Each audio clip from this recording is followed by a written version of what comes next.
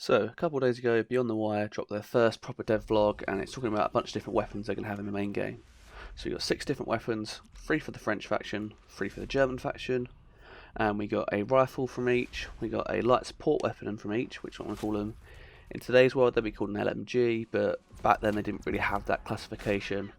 The idea is basically that you have machine guns. Machine guns are really cool in war, so we're going to basically give a weapon that the infantry can bring through them into the trenches, into the enemy trenches when they attack, so they've got extra firepower, not just rifles. So that's where the LMG kind of spawned from. And then we have pistols as well, which would be used by an NCO or officer. And the dev blog says, throughout Beyond the Wire, we'll be taking you deep into the trenches and showing some of the pivotal aspects of the game, from environments and level design through the revolutionary arms that deemed this period the Great War. So there's been more dev blogs to come, showing different things like maps, I expect. And for the first one, we're going to see some iconic weapons. So I'm going to split them up. I'm going to do the French faction first, then I'm going to do the German faction after. And in the background, you're mostly going to see footage from a World War I game called Verdun, which is already out on Steam, which for me is probably the best World War I game you can play at the moment. Before, if you're waiting for Beyond the Wire to come out and you want to play something, it's a fun game. But they've also got all the same weapons, so I'm using that for the footage just to get some idea of what the weapons are going to look like in game and how they might feel. And also for some of the French weapons, I'm going to use Post Scriptum, which is a World War II game, but a couple of their maps and games is set at the outbreak of the war when the Germans invaded through France. And at the time, the French were still using some of the weapons that they used in World War One at the time there, and they're in the game. So I use that because I feel like that's probably going to have more of it, other than the maps, that's going to have more of a gameplay feel to what Beyond the Wire is, whereas Verdun's going to be close to the maps and the gritty feel. So, see a mixture of the two. I'll say on screen what it is at the time, and we're going to start jumping into it with the French faction. The standard issue rifle the French are going to be using is Le Bel, or should I say the Fusil MLE 1886/M93 Le Bel. So the Le Bel was designed in France to take advantage of smokeless gunpowder, invented a couple of years earlier in 1884. So they invented the smokeless powder, and then straight after the French got straight onto it, made a rifle with it, and they were the first guys to do it. And so at the time, it was an amazing rifle.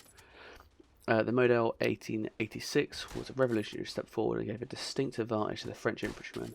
The Bell is credited as being the first rifle designed for use of smokeless powder ammunition and the first to make boat-tailed ammunition as standard. So at the time of this production, this rifle was absolutely revolutionary. But come a few years later, by World War One, everyone's using smokeless powder and it becomes more standard, but they were still good rifles. They still held up to scratch.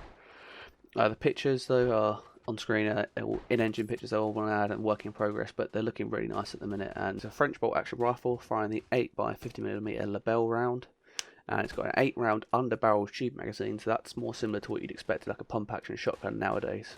How they all fit underneath and they cycle backwards. It's 130 centimeters in length, 51.2 inches, and it's 4.18 kilos or 9.2 pounds. Not really heavy by any means, but yeah. Don't know if stamina's going to play into a certain role. I imagine there'll be some kind of penalty for carrying a machine gun, but we don't really know. We'll see what happens with the game. And it also has an attachment to fit the Rosalie. And in real life, these weapons were produced in mass production. They built 3.5 million of them, and they even saw service into World War II, like I said before, because they were just such a well-used rifle. Also, the fact that the French military took a while to modernise, and they didn't have enough rifles of the new type, so they still were using these at the front lines then. But as with all the other weapons in this video, if you want to go check them out like in real life more about their things, I can't do it perfect justice, so go check out a guy called Forgotten Weapons. There's a video in there'll be a link in the description to their channel, and they've made a video on all the weapons in this that I want to talk about in this video, and it's really good, really good. I really like it personally, and I've looked them all up for this. So yeah, that is the standard issue French rifle you'll be using in this game. So the next weapon, my weapon that has a special place in my heart is the Chauchard, or the Fusil Mitrailleur MLE 1915 CSRG Chauchard. I'm probably butchering every name in this because I speak a very, very, very small amount of French and even less German, so I'm just kind of guessing the pronunciations. But I know Chauchard is correct. And this weapon, I love this weapon. I know it had its issues in real life, especially if you look, there's a open magazine was probably most of their issue, but they had other issues. and it was meant to be a mass-produced weapon, and it was. But every time I've ever played to use this weapon in a video game, I've loved it. The first time I ever used it was playing Verdun, and since then it's had a special place in my heart, especially or even the fact that in Post Scriptum I effectively made a music video just about this gun. So if you want to check that out, that'll be on screen now.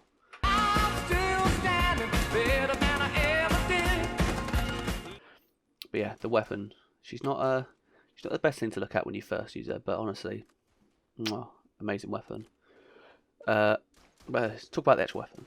The Chauchat design stems from early century work by a committee of French personnel, which produced a gun that could be transported by one man into battle, supply machine gun levels of firepower, and could be mass produced throughout limited manufacturing facilities. Portability allowed the Chauchat operator to bring the machine gun firepower directly to the enemy, clearing out trenches faster than any bolt action service rifle could imagine. And that's pretty much what it does. And yeah, it's a good weapon. It's not a machine gun in the rate of fire that you expect. It is a slow rate of fire, but the idea of this wasn't to be in a support position. The idea was that this will move with the infantry, and the French developed the idea of what they call the I think it's called marching fire, and the idea is that you move and shoot at the same time. You can suppress a trench while moving, and the rate of fire was slow enough so that you could then keep accurately on target. And so it's a French light machine gun. In the day they called it like a light support weapon.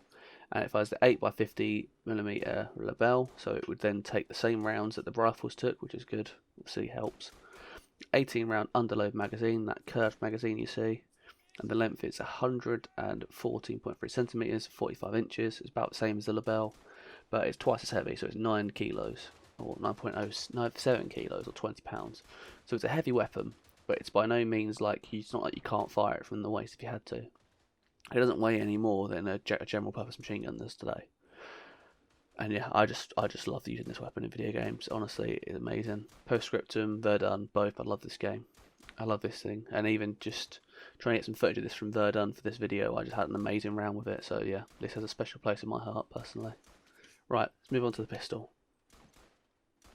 Right, so the last French weapon we'll talk about is the Model 1892 revolver. Designed and manufactured from 1892 to 1927, the double-action revolver had a swing-out cylinder with a spring-operated extractor. Originally intended to serve as a French Army officer sidearm, it was also issued to officers in the Navy and Gendarmerie.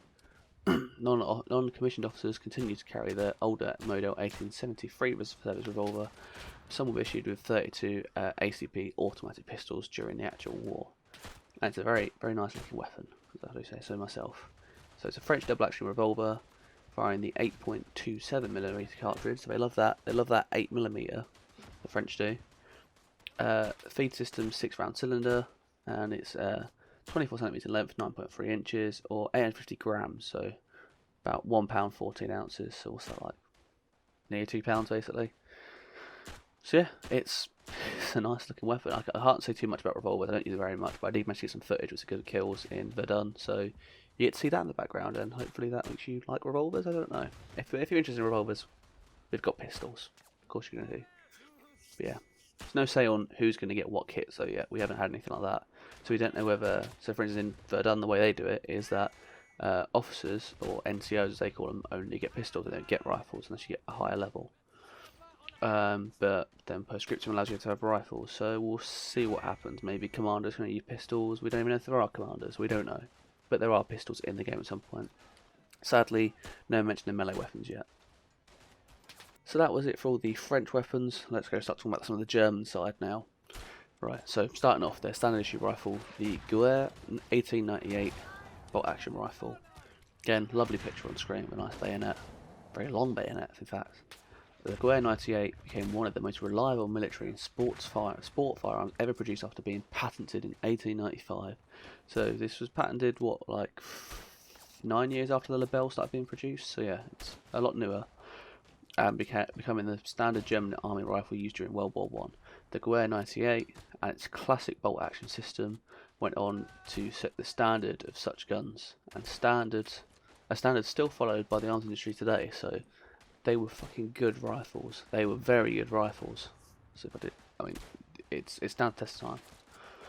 Alright, so their specifications though, so German army bolt action rifle, firing the 7.92 by 57mm Gewehr Patron 1898 ammunition, They were a 5-round internal magazine, so that's more of a classical magazine you'd expect like on that, like the Garand uses, that the Enfield uses, things like that, as opposed to the tube magazine that the Lebel was using.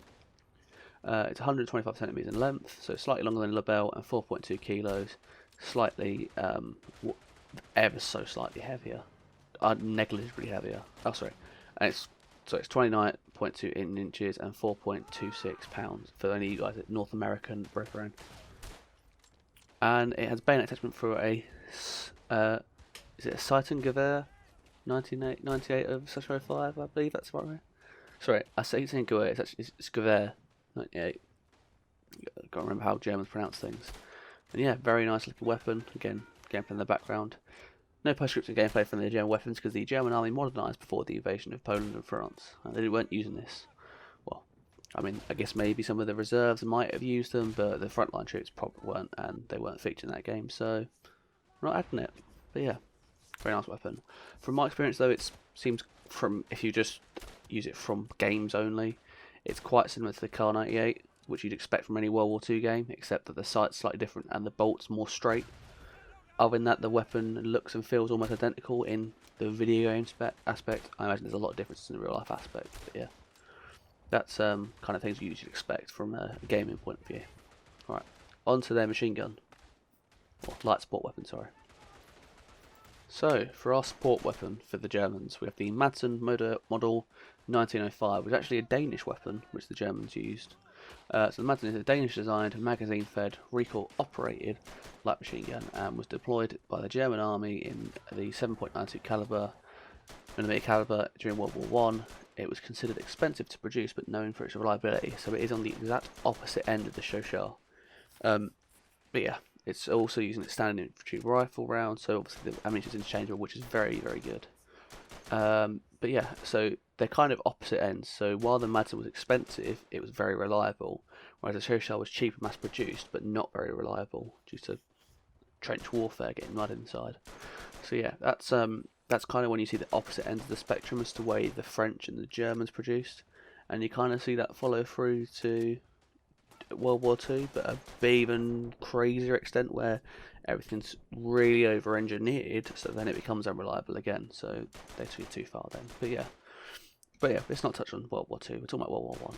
It's a nice looking weapon though, and from first instinct, if you've never seen it before, it'll probably remind you of a Bren gun. And a lot of LMGs around this time, World War II, were like this. But the major difference is that a lot of LMGs had their sights offset, whereas this one's actually in the centre, straight down the middle. So Bren gun's offset, Chauchat's offset to the left, and this is straight across the top. So yeah, which you don't normally see very often. Yeah, German light machine gun is 7.92 by 57mm cartridge, which is the same as the Gewehr was using. The feed system was 30 round detachable box magazines on top, similar to a Bren does. And the 45 inches in length, 114.3 centimeters, is actually shorter than their rifle. And 9.07 kilos or 20 pounds, which is the exact same weight they had the Chauchat listed at.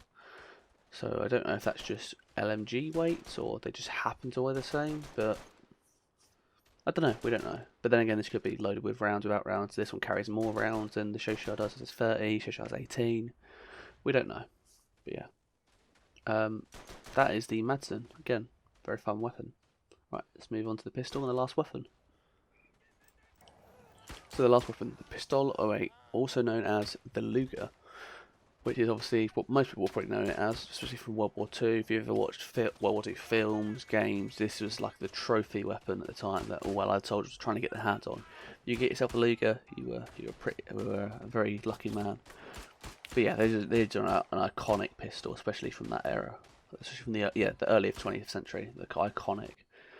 As it says, this iconic pistol. I hadn't read that actually before, so I just made that up.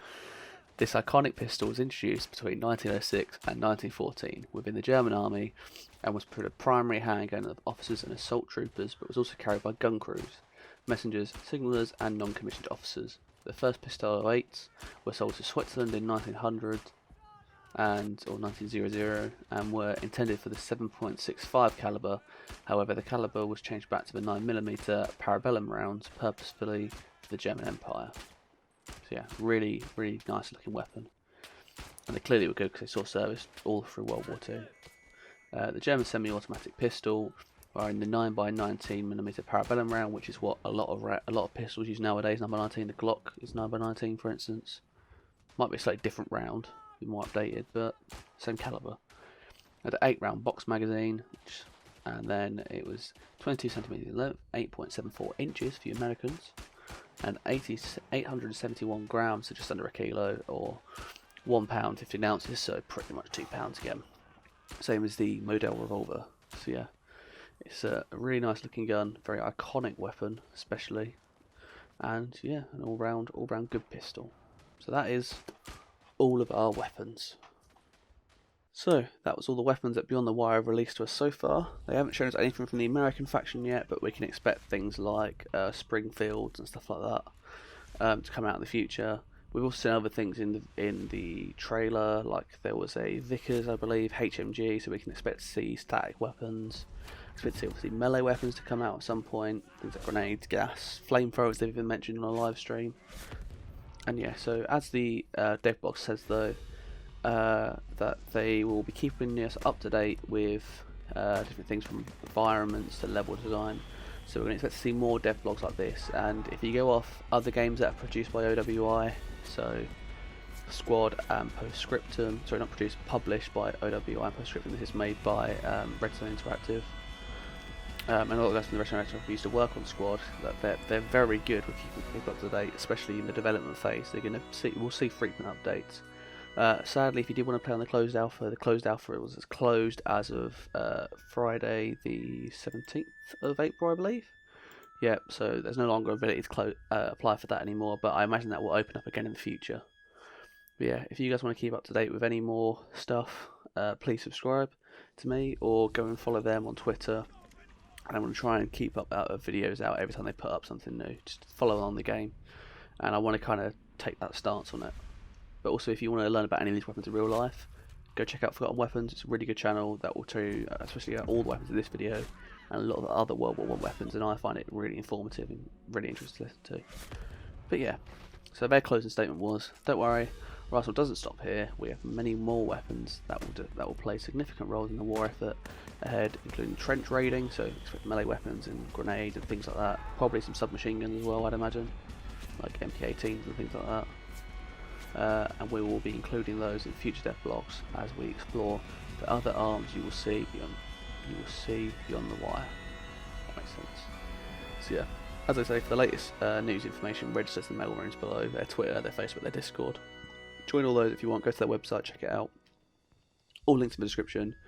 And please go and, if you're interested in the game, go and wishlist it on Steam, because it helps give them a bit of Steam exposure. So yeah, alright, thank you guys. Hopefully you enjoyed that. Please like, comment on the video if you enjoyed it. Comment what weapon you're excited to use or what you're excited to see released later. And yeah, see you guys later. Au revoir.